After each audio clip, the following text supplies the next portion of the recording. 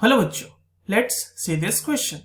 When the electron of a hydrogen atom jump from n is equals to 4 to n is equals to 1 state, the number of different spectral line emitted are. Options are 15, 9, 6 और 3. चलिए इस question को solve करते हैं बच्चों. सबसे पहले तो हम ये देखते हैं कि इस क्वेश्चन को सॉल्व करने के लिए हमारे पास कौन से की कॉन्सेप्ट की जानकारी होनी चाहिए. तो देखो ये जो सवाल है ना बच्चों, ये हमारे पास basically number of spectral line से पूछा गया है. तो हमें यही पता होना चाहिए ना कि number of spectral line upon calculate कैसे करेंगे. एक चीज समझना है यहाँ पे बच्चों कि स्पेक्ट्रल लाइन क्या हो रही है. लेट्स से कि हमारे पास दो एनर्जी स्टेट्स हैं. ये एनर्जी स्टेट 2 है और ये एनर्जी स्टेट 1 है.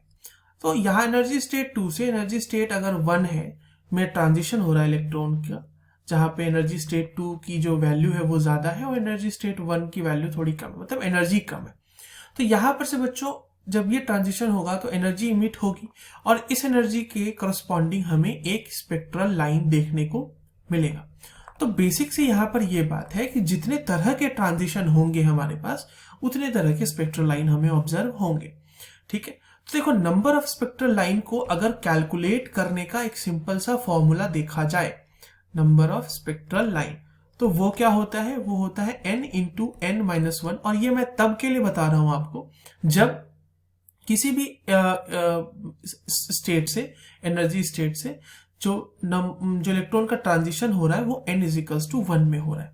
तो n into n minus 1 upon 2 ये आपको दे देगा नंबर ऑफ स्पेक्ट्रल लाइंस. तो यहां पर n क्या होगा बच्चों, n होगा जो हाइयर स्टेट है हमारे पास. और हाइयर स्टेट क्या दिया हुआ है हमारे पास बच्चों, वो है 4th.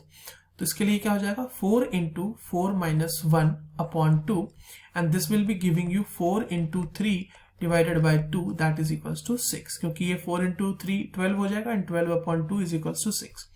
ये तो नंबर ऑफ स्पेक्ट्रल लाइन समझ में आ गया. अब क्या इसे हम थोड़ा सा और समझ सकते हैं कि किस तरह से है हमें ये नंबर ऑफ स्पेक्ट्रल लाइंस मिले होंगे. तो बिल्कुल समझ सकते हैं. देखो सबसे पहले अज्यूम करो कि जो इलेक्ट्रॉन है वो हमारे पास 4th स्टेट में. तो एक ट्रांजिशन क्या हो सकता है बच्चों कि 4th से इलेक्ट्रॉन आ गया होगा 3 में, 3rd स्टेट में. इसके लिए एक स्पेक्ट्रल लाइन ऑब्जर्व हुई होगी. फिर इलेक्ट्रॉन 3 से हमारे पास 2 में आ गया होगा, तो इसके लिए एक स्पेक्ट्रल लाइन ऑब्जर्व हुई होगी. फिर 2 से हमारा इलेक्ट्रॉन 1 में आ गया होगा और इसके लिए एक स्पेक्ट्रल लाइन ऑब्जर्व हुई होगी. मैंने आपको बताया कि जितने ट्रांजिशंस उतने स्पेक्ट्रल लाइन. अब अच्छा हाँ, जब मैंने नंबर ऑफ ट्रांजिशंस बोले, जितने नंबर ऑफ ट्रांजिशन, इसका मतलब कि वो अलग अलग ट्रांजिशन होने चाहिए. ऐसे नहीं कि बहुत सारे एटम्स है और सब में 4 से 3 ही जा रहा है तो सबके लिए अलग अलग स्पेक्ट्रल लाइन मिलेंगे. नहीं, नंबर ऑफ यूनिक ट्रांजिशंस. तो हमारे पास 4 से 3 का एक यूनिक है, 3 से 2 का एक यूनिक ट्रांजिशन है, 2 से 1 का एक यूनिक ट्रांजिशन है.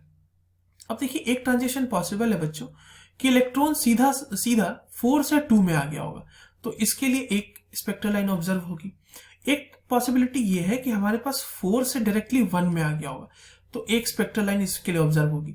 अब यहां पर ध्यान से देखो कि इलेक्ट्रॉन 2 में है और 2 से वो फिर से 1 में आ सकता है. तो क्या हम इसके लिए एक और स्पेक्ट्रल लाइन कैलकुलेट मतलब काउंट करेंगे क्या? नहीं. क्यों? क्योंकि ये यहां ऊपर वाले केस में ऑलरेडी काउंट हो चुका है, इसलिए ये वाला काउंट नहीं होगा, इसलिए इसको मैंने नहीं लिखा. अगला है हमारे पास 3 से 1 में जा सकता है डायरेक्टली. ठीक है, और इसके लिए एक स्पेक्ट्रल लाइन. अब आप सबको काउंट करो, आपके पास 6 स्पेक्ट्रल लाइंस आंसर आ चुके हैं. So the correct answer for this question will be option number 3rd. I hope you understood this well. All the very best.